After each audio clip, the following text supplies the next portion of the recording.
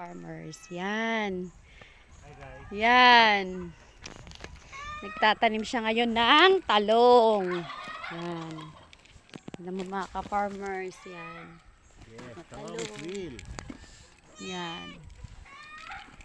Oh. Yan.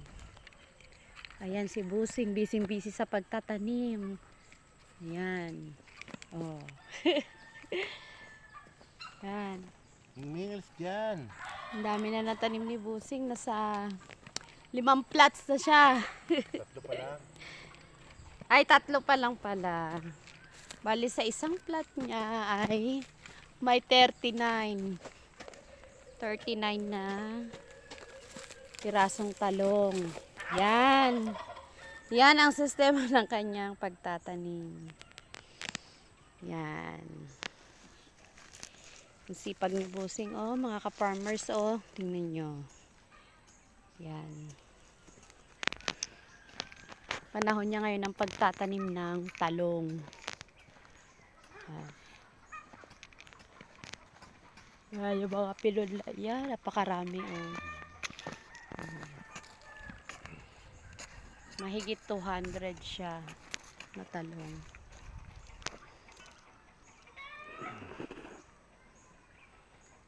Yan. Maganda mga ka-farmers. Meron siyang kailangan ay itim ang ating lupa. Natatamnan ng talong. Para siguradong mabubuhay siya. Yan. Yan.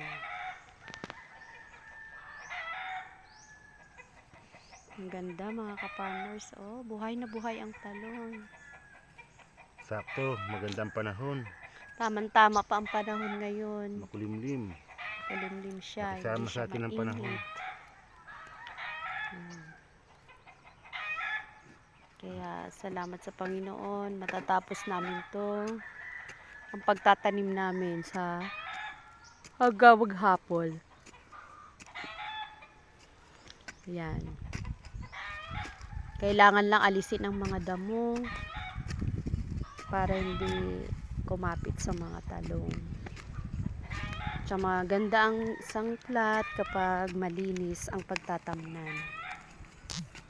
Talagang siguradong buhay na buhay ang ating talong.